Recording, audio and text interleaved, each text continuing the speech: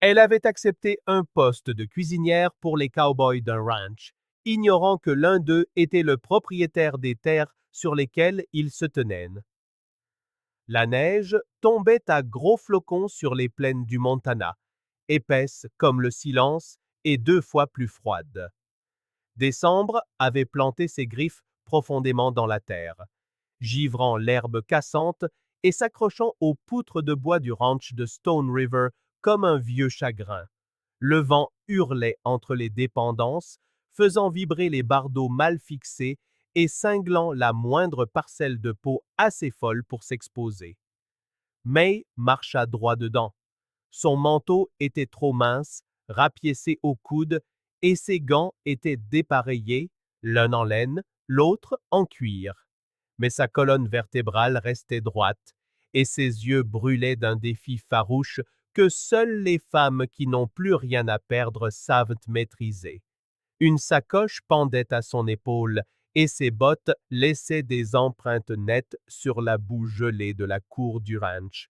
Elle s'arrêta devant la cuisine, où un groupe de cow-boys s'était rassemblé près d'un feu de camp, se passant une flasque et riant à voix basse entre leurs dents qui claquaient.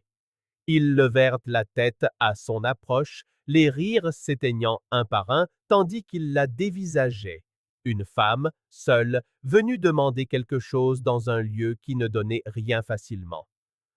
Un homme de haute taille s'avança, plus âgé que les autres, avec une barbe grisonnante et une méfiance gravée sur son front. Sa voix était du gravier enrobé de whisky. C'est un ranch qui travaille, mademoiselle, pas un refuge pour les âmes errantes ou les belles histoires. Je ne suis pas une âme errante, répliqua May. Sa voix était stable, basse. Et je ne suis pas ici pour raconter des histoires. Il la toisa.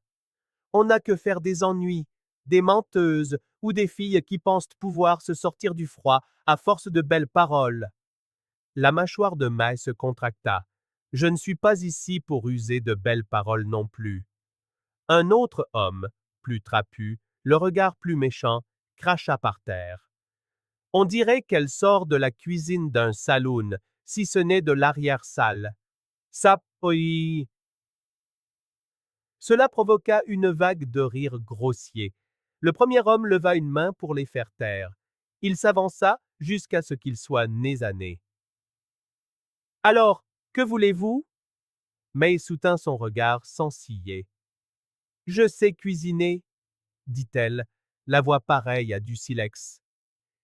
J'ai travaillé la fonte sur le feu, dépecé du gibier, fait du pain au levain, dans des tempêtes de neige et de la soupe avec des os. Je peux nourrir vos hommes avec ce qui reste au fond du tonneau et faire en sorte qu'ils vous disent merci après. Il y eut une pause. Le feu crépita derrière eux. D'où venez-vous? Demanda-t-il. May ne répondit pas. Il se pencha un peu plus. Ce n'est pas un endroit pour les secrets. Elle releva le menton. Je sais cuisiner et je ne ferai pas demi-tour. L'homme l'étudia un instant de plus, puis il s'écarta et fit un signe de tête vers la cuisine.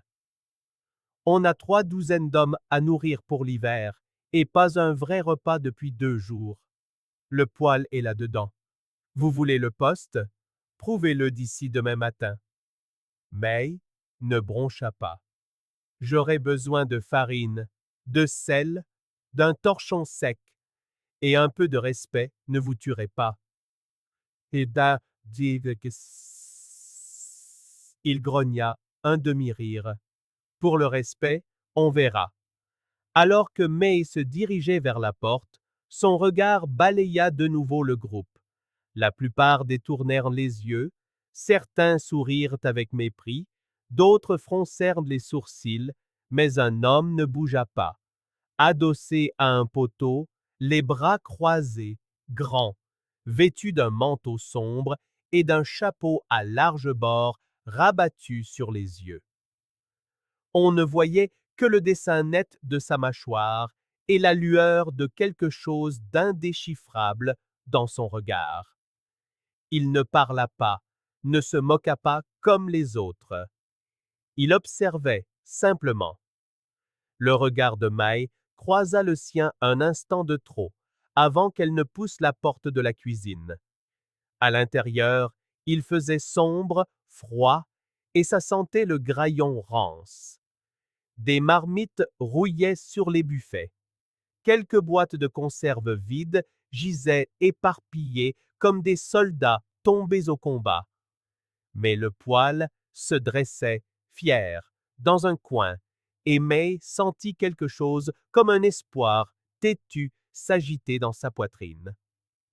Elle accrocha sa sacoche à un crochet, retroussa ses manches et se mit au travail. Dehors, l'homme au manteau sombre, Caleb, gardait les bras croisés. Il avait reconnu son visage avant même qu'elle ne parle. Il l'avait aperçue une fois à Billings, des années auparavant, quand elle travaillait derrière les portes des cuisines du Rose Bell, cet endroit fardé où les hommes de bien murmuraient des mensonges et laissaient leur honneur au vestiaire. Une nuit, on l'avait traînée dans la pièce, accusée d'avoir volé un verre, ou peut-être simplement de s'être tenue trop droite. Un homme 2 fois plus grand qu'elle l'avait saisie par le poignet. Elle n'avait ni crié ni pleuré. Elle était restée là, la colonne vertébrale d'acier, les yeux pleins de feu, les défiant de la frapper s'ils en avaient l'intention. Il l'avait observée depuis l'ombre, sans rien faire. Et maintenant, elle était là, de la neige dans les cheveux et le défi dans chaque pas. Il ne dit rien, se contentant de retourner vers le dortoir des cow-boys, la lueur du feu vacillant derrière lui. Une tempête approchait, au dehors comme au dedans, et elle portait son nom.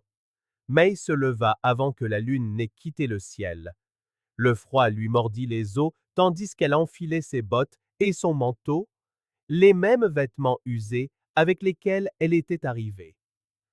La neige s'était accumulée contre la porte de la cuisine pendant la nuit, et il lui fallut un coup d'épaule et une forte poussée pour l'ouvrir. À l'intérieur, l'air était encore plus glacial jusqu'à ce qu'elle réussisse à allumer le poêle. Elle cassa la glace du tonneau d'eau, nourrit le feu avec du petit bois de pin et attendit que la chaleur commence à chasser la buée de son souffle. Ses doigts la piquaient, son dos était endolori, mais elle se mouvait comme une femme qui avait survécu à pire et comptait bien continuer à vivre. 15 cow-boys signifiaient 15 bouches à nourrir. Elle pétrit la farine en une pâte ferme, coupa d'épaisses lanières de porc salé et les fit frire lentement dans la poêle en fonte. Les biscuits étaient durs sur les bords, mais chauds. Elle les servit avec un café assez fort pour réveiller un mort.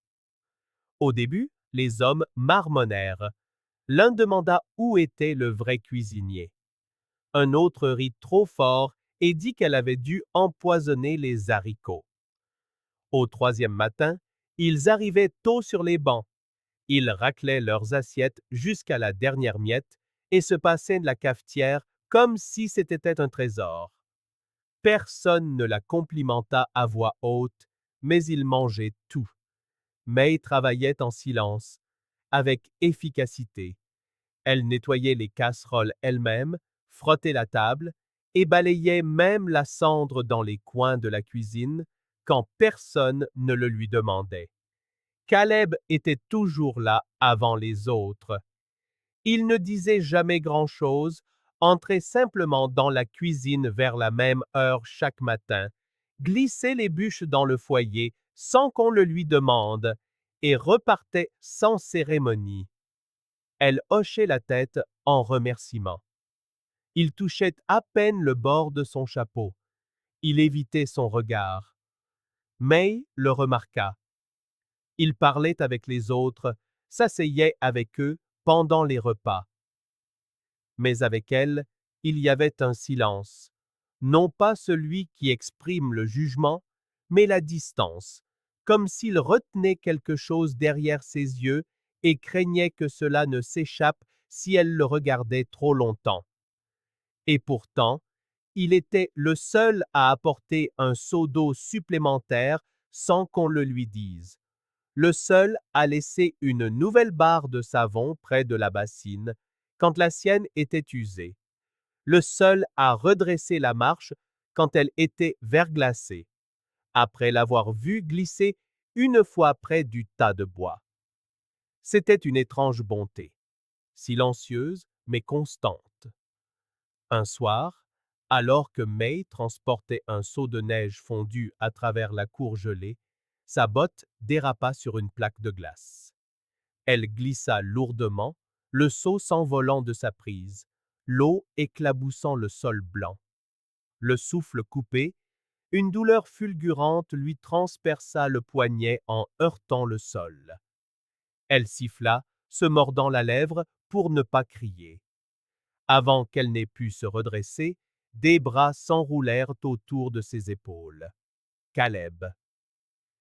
Il avait traversé la cour en quelques secondes, plus vite qu'elle n'aurait cru un homme capable de le faire. « Ça va ?» demanda-t-il à voix basse. May cligna des yeux. Son visage était proche, encadré par le bord sombre de son chapeau. Ses mains étaient chaudes à travers ses gants, la maintenant fermement.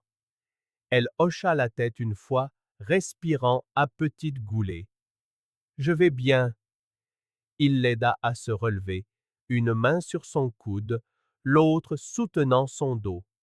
Une fois debout, il la lâcha aussitôt et recula d'un pas, comme s'il venait de franchir une ligne invisible et essayait de revenir en arrière avant que cela ne lui coûte trop cher.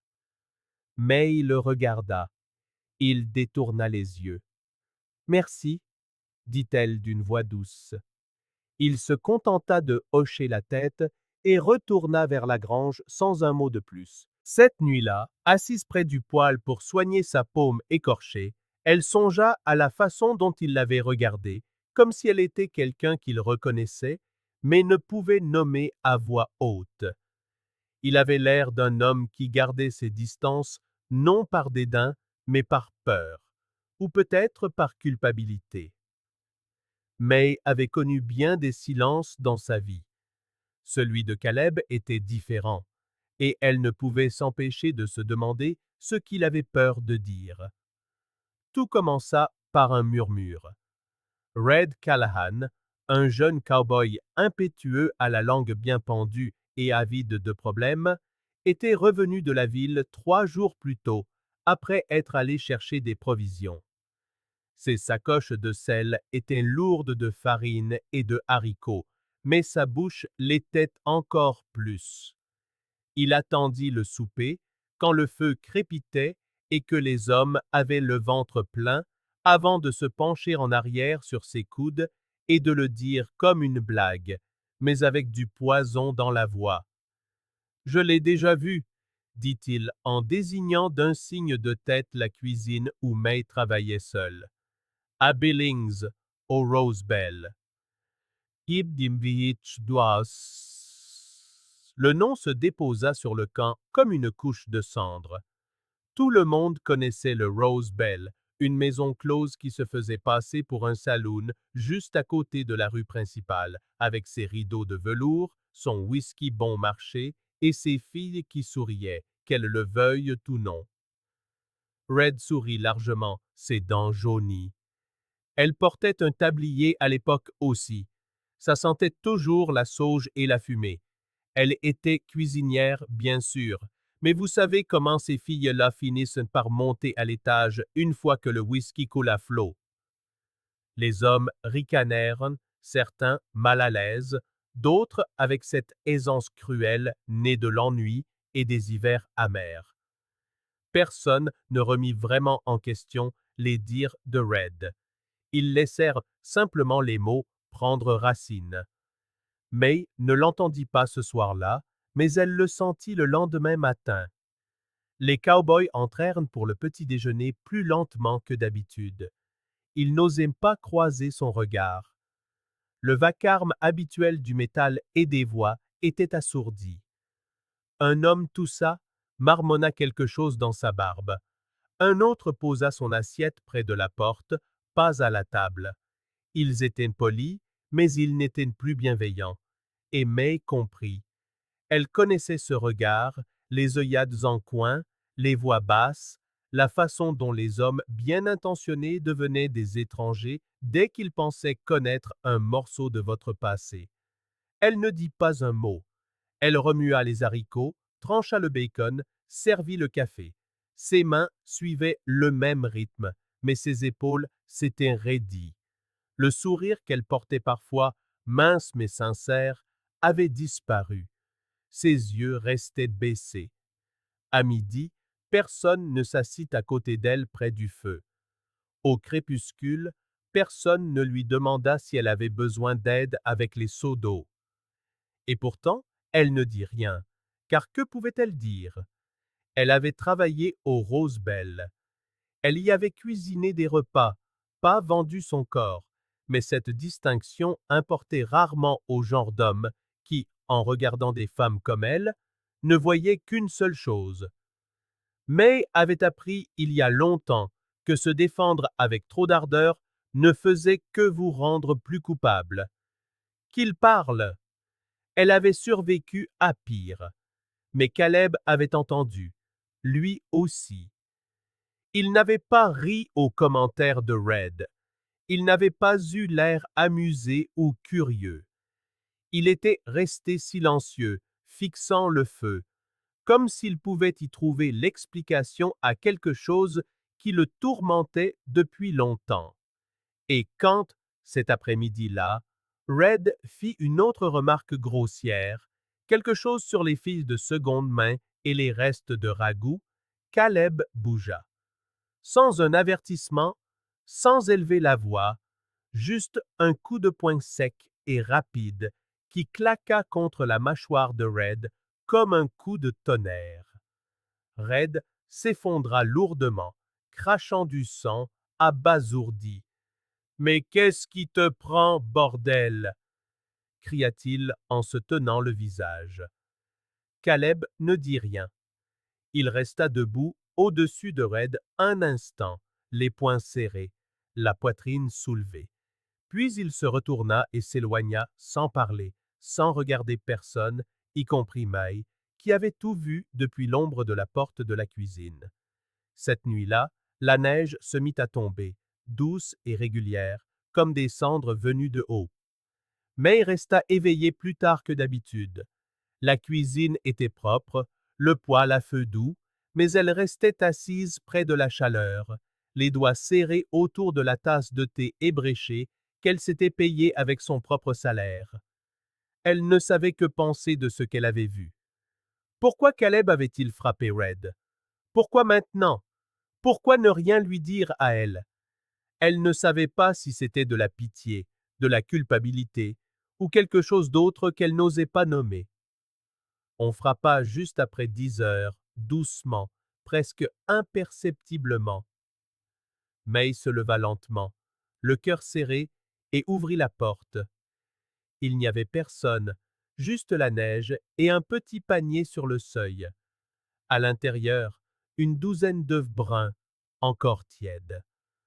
Un sac de semoule de maïs, enveloppé dans un tissu et solidement noué avec de la ficelle grossière. Pas de mots, pas de nom. Mais elle savait. Les œufs venaient du poulailler près de la grange, la corvée habituelle de Caleb.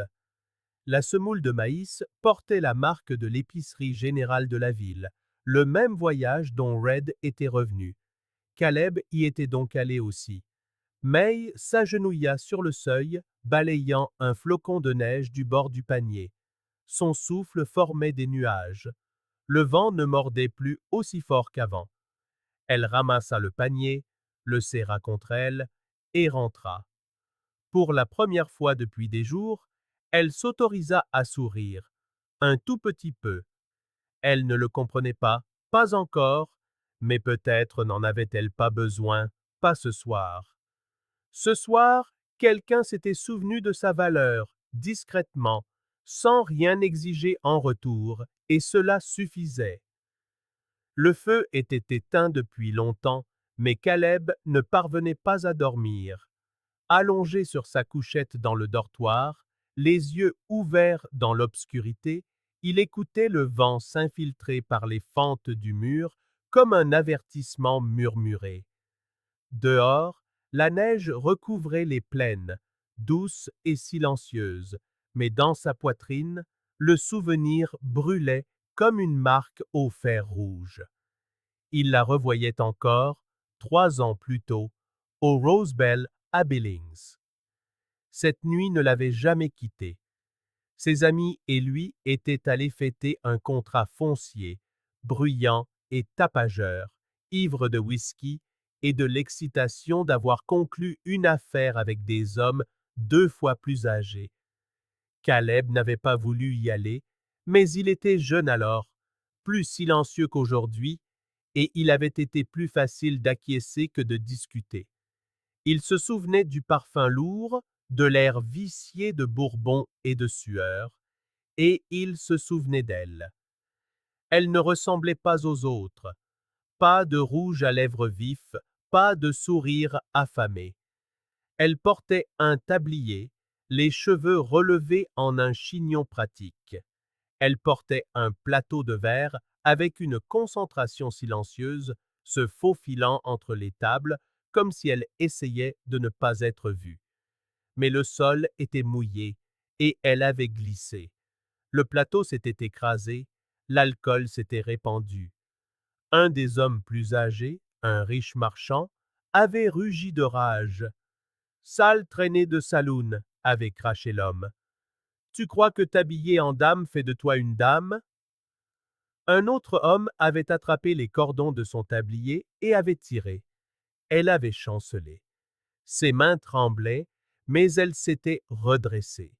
Ses yeux, il n'avait jamais oublié ses yeux, les avait fixés droit dans les leurs, sans broncher, plein de défis. Et il n'avait rien fait. Caleb était resté là, les poings serrés, la bouche pleine de sable. Il avait 23 ans, juste assez vieux pour savoir ce qui était juste et trop lâche pour le faire. Il la revoyait alors. Il se souvenait d'elle maintenant, la même femme qui se levait désormais à l'aube pour préparer les repas d'hommes qui ne la regardaient pas dans les yeux, qui frottait la cuisine avec des mains douloureuses, qui ne demandait jamais de remerciements. Caleb s'assit, balança ses jambes hors de la couchette. Le bois était froid sous ses pieds. Il enfila son manteau, sortit affronter le vent. Il traversa lentement la cour enneigée en direction de la cuisine. La lumière à l'intérieur était faible, mais elle brillait encore. Il savait qu'elle restait éveillée tard, à réparer ce qui pouvait l'être, à sauver ce que d'autres jetteraient. Il s'accroupit et déposa un fagot de bois sec sur son seuil. Pas de mots, pas de coup à la porte. Mais cette nuit, il ne s'éloigna pas. Il se posta derrière le buisson rouge près du mur et l'observa par la faible ouverture du rideau de toile.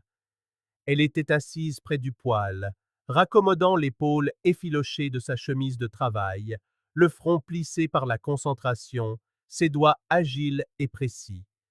Il y avait quelque chose de recueilli dans son immobilité, comme si le monde l'avait toujours blessée, mais qu'elle l'affrontait toujours avec une dignité tranquille.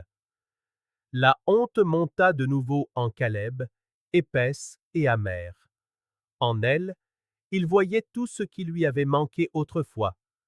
Le courage, la fierté, l'instinct de survie. Il était resté passif une fois, il ne le ferait plus. À l'intérieur de la cuisine, May s'arrêta. Elle fixa la flamme un long moment, puis reporta son regard sur son aiguille. Ses épaules se tendirent. Elle se souvenait de lui. Elle l'avait vu, ce soir-là à Billings, pas seulement debout, mais regardant et choisissant le silence.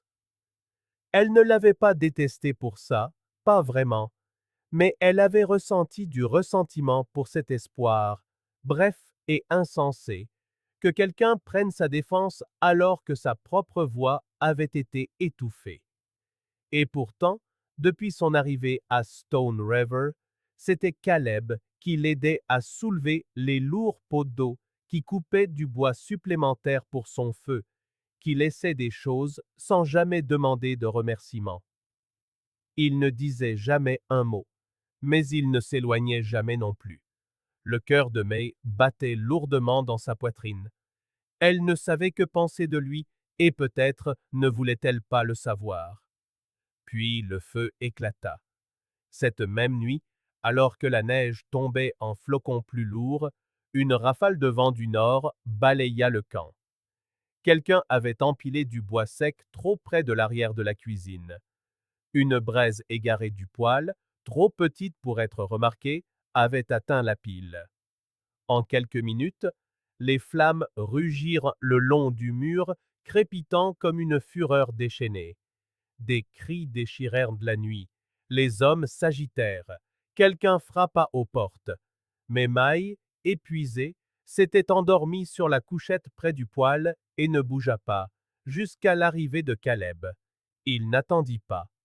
Il se jeta à travers la fumée, rabattit son manteau sur elle, la souleva dans ses bras et tourna le dos au feu, tandis que les flammes léchaient le mur.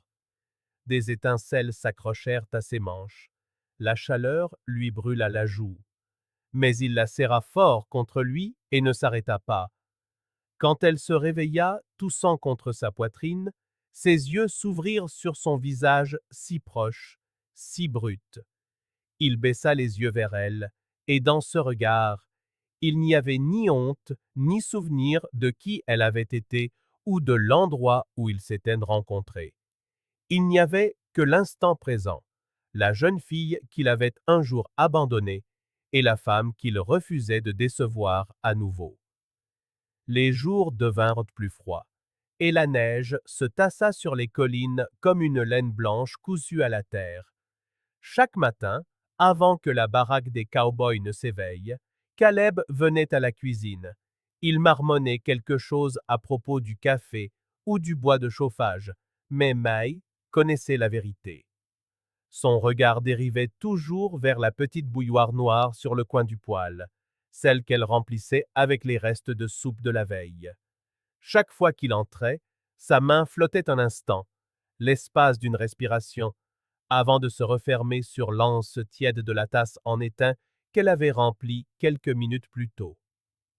Hein. Il ne la remerciait jamais à voix haute. Elle ne lui faisait jamais remarquer que le café avait été versé avant son arrivée. C'était une paix étrange, tacite, mais bien présente. May avait commencé à tenir un petit registre, caché sous les sacs de farine. Pas pour des chiffres, mais pour des souvenirs.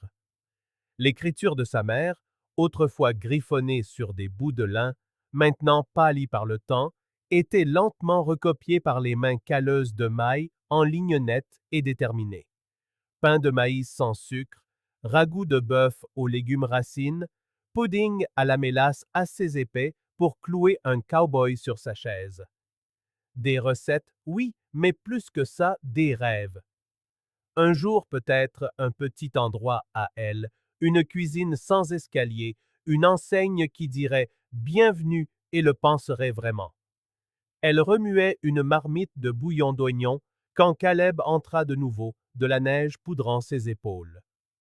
Le café est chaud, dit-elle sans lever les yeux. Il hocha la tête, s'approcha du comptoir et saisit la tasse en étain qui l'attendait déjà. La vapeur s'enroulait au-dessus du bord. Il but une gorgée en silence. Après un instant, elle demanda sans se retourner. « Pour qui me preniez-vous, au début ?» Il marqua une pause, puis reposa lentement la tasse. « Je pensais que vous étiez forte, » dit-il. « Même la première fois que je vous ai vue, près de la cloche, vous n'avez pas scellé. » Elle cessa de remuer. Il ajouta plus bas, « Mais j'ai aussi pensé, j'ai eu peur. » « De moi ?» demanda-t-elle. « De moi-même, » dit-il. Peur de ce que cela disait sur moi, d'être resté là, à regarder, sans rien faire. Peur de ne pas valoir mieux que les hommes qui riaient. Le silence qui suivit n'était pas cruel. Il était lourd d'histoire. Puis il dit, j'ai pensé à cette nuit chaque jour depuis. Elle se retourna enfin. Ses yeux rencontrèrent les siens. Pourquoi me le dire maintenant? Parce que je vous dois plus qu'une soupe et du bois fendu. May s'avança, s'essuyant les mains sur son tablier. C'est donc ça que vous faites? Vous portez votre culpabilité en espérant qu'elle se transforme en rédemption? Caleb grimaça. Je ne sais pas ce que je fais. Je sais seulement que je veux être meilleur que celui que j'étais. Elle l'étudia, cet homme qui était devenu moins un mystère qu'une question. Et c'est peut-être pour ça qu'elle demanda doucement. Alors, qui êtes-vous maintenant, vraiment? Il hésita, puis expira lentement. Je suis Caleb Stone. May cligna des yeux. Stone? Comme le ranch de Stone River? Il hocha la tête. Mon père en est le propriétaire. J'ai été élevé ici, mais je suis parti après la guerre. Je suis revenu au printemps dernier et je lui ai demandé de ne pas dire aux hommes qui j'étais. Je voulais travailler, pas qu'on me donne quelque chose que je n'avais pas mérité. Le visage de May se figea. Alors tout ce temps, dit-elle d'une voix basse, vous m'observiez derrière un masque? Non, dit-il en s'approchant. J'essayais de mériter votre vérité avec la mienne. Elle secoua la tête, reculant. Vous les hommes, vous portez tous des masques, prétendant être meilleurs les uns que les autres, mais vous êtes toujours là à regarder, à décider de ce que vaut une femme, en fonction de son passé. Pas vous, dit Caleb. Elle eut un hoquet. Alors pourquoi mentir? Je n'ai pas menti, dit-il doucement. Je n'ai simplement pas commencé par un nom qui n'a jamais nourri un cheval, ni allumé un feu. Elle détourna le regard. Dehors, la neige avait cessé de tomber, mais le froid se faisait plus pressant. May retourna vers le poêle, remua de nouveau la soupe. Caleb attendit. Finalement, elle en versa une louchée dans un bol et le posa sur la table. Elle est plus chaude qu'avant, dit-elle, mais elle refroidit vite. Il s'assit lentement, prit la cuillère, et avec une douceur à laquelle elle ne s'attendait pas, il dit « C'est aussi le cas de la plupart des choses qui valent la peine d'attendre. » May ne dit rien, mais elle ne quitta pas la pièce et ne se détourna pas.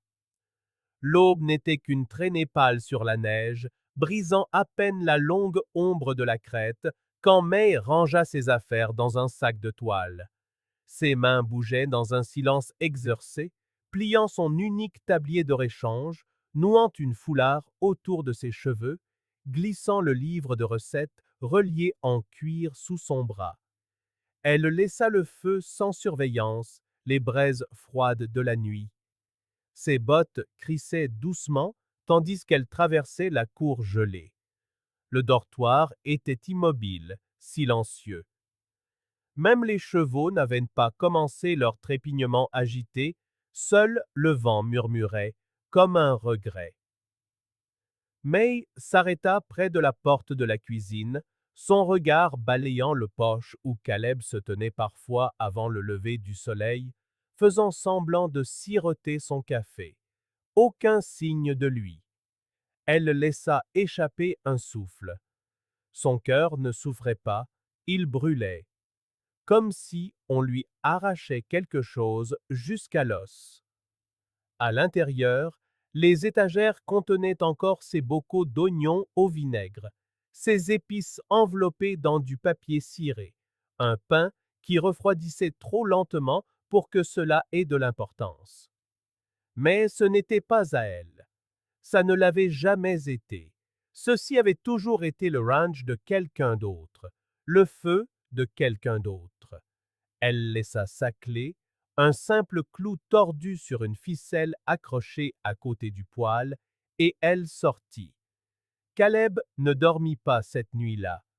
La neige avait recommencé à tomber, sèche et nerveuse, virevoltant en fines rafales qui se prenaient dans ses cheveux et fondaient dans le col de son manteau. Il resta des heures devant la cuisine sombre, à observer la cheminée sans fumée, les fenêtres immobiles. Il n'avait rien dit quand elle était partie, non pas parce qu'il ne voulait pas l'arrêter, mais parce qu'il savait combien d'hommes avaient essayé de la piéger avec des mots doux. Il ne serait pas un de plus. Au lieu de cela, il resta éveillé, vidé par le silence, pensant à tout ce qu'il aurait dû dire et n'avait jamais dit. Le feu dans sa poitrine n'était pas seulement de la culpabilité. C'était la douleur d'un homme arrivé trop tard avec trop peu. Quand la neige s'épaissit, il rentra, s'assit à la table étroite, que May frottait chaque matin, et attrapa le vieux livre qu'elle gardait toujours près des sacs de farine. Les recettes de sa mère, son rêve. Il hésita, puis arracha une page à la fin, une page blanche, et commença à écrire. La lettre était courte, mais elle lui coûta plus que tout ce qu'il avait jamais dit à voix haute. Si j'étais un autre homme, si le temps pouvait être rembobiné comme une bobine de fil, je serais celui qui se serait agenouillé pour essuyer ce sol pour vous, pas celui qui a regardé et s'est détourné. Vous vous êtes tenu plus droite que je ne l'ai jamais fait. Vous l'êtes encore. Je ne vous demande pas de me pardonner, seulement de savoir ceci. Quand vous vous êtes avancé vers mon feu, c'est la première fois que j'ai ressenti de la chaleur. Caleb.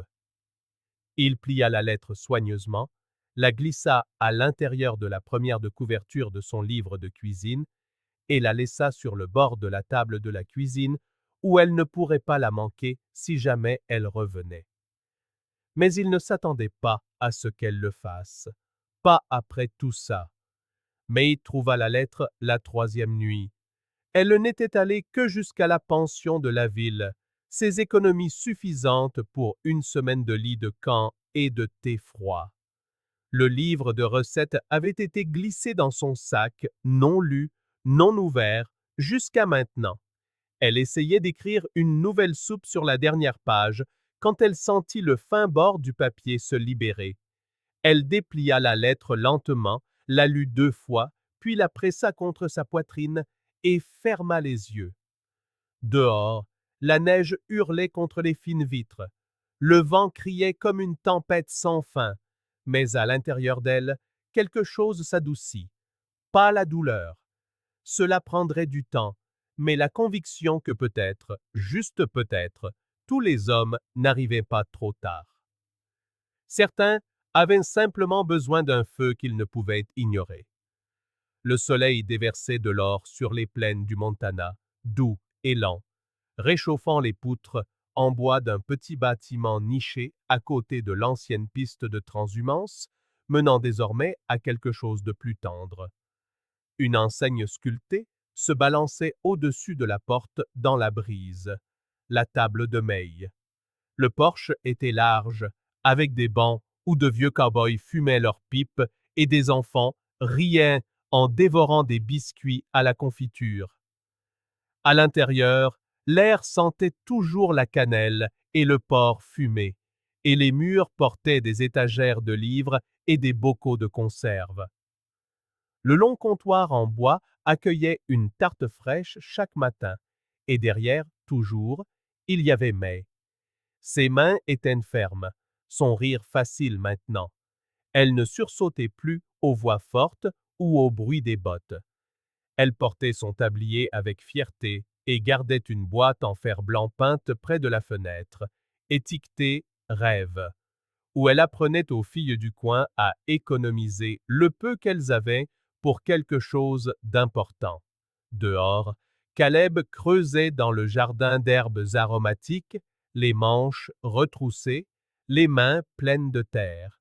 Il parlait au basilic comme à un vieil ami et taillait les tomates avec le soin d'un homme qui savait ce que signifiait recommencer. Il ne parlait toujours pas beaucoup, mais quand il regardait May, c'était sans honte ni ombre. Chaque samedi, les enfants du village se rassemblaient près de la porte de derrière. May leur apprenait à pétrir la pâte, à savoir quand l'huile était trop chaude, à rire quand la farine atterrissait dans leurs cheveux. Elle racontait des histoires en remuant le ragoût et ne mentionnait jamais le passé, à moins que quelqu'un ne le demande. Parfois, des voyageurs s'arrêtaient. Un étranger, ayant entendu parler de l'endroit, se penchait sur le comptoir et demandait: Madame, on dirait que vous avez cuisiné toute votre vie. Où avez-vous appris?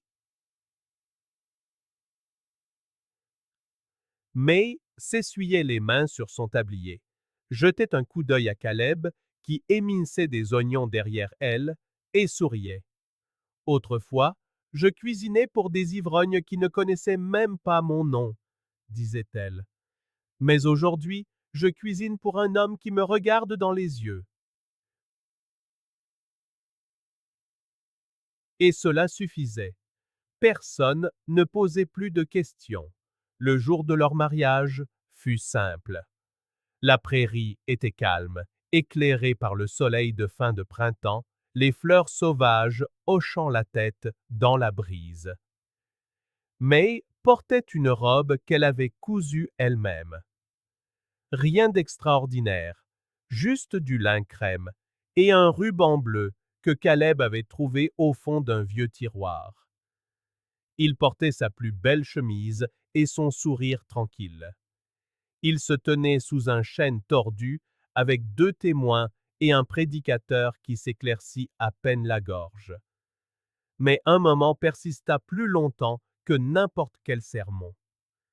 À la fin, Caleb plongea la main dans la poche de son manteau et en sortit un mouchoir.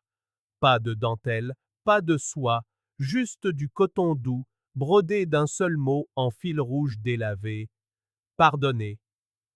Il le noua doucement autour du poignet de May, comme un vœu qui n'avait pas besoin de voix. Elle leva les yeux vers lui, ses prunelles brillantes de quelque chose qui n'avait rien à voir avec des larmes.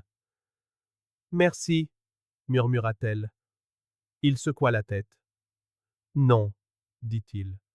Merci à vous d'être resté alors que je vous avais donné toutes les raisons de partir. Ils se tournèrent ensemble vers le sentier, main dans la main, la lumière du soleil accrochant la broderie à son poignet. Ils n'avaient plus besoin de fuir. Ils avaient construit quelque chose qui ne pouvait être brûlé, ni par le feu, ni par la honte, ni même par la mémoire. Et ce fut le commencement de tout. Merci de nous avoir rejoints dans ce voyage à travers la fumée des vieilles cuisines, le silence du regret et la grâce tranquille de la rédemption. L'histoire de May et Caleb nous rappelle que le passé ne définit pas qui nous sommes, mais ce que nous choisissons de devenir. Que l'amour, le véritable amour, n'exige pas la perfection, seulement la vérité et le courage de se tenir à ses côtés. Si cette histoire vous a touché, d'autres vous attendent dans les terres sauvages. Abonnez-vous à Histoire d'amour du Far West pour des récits inoubliables de courage, de passion et de seconde chance, dans un pays où le vent parle de vieilles cicatrices et où chaque cœur a une frontière à conquérir. Cliquez sur le bouton d'abonnement, activez la cloche et chevauchez avec nous, là où l'amour n'est pas toujours joli, mais où il en vaut toujours la peine.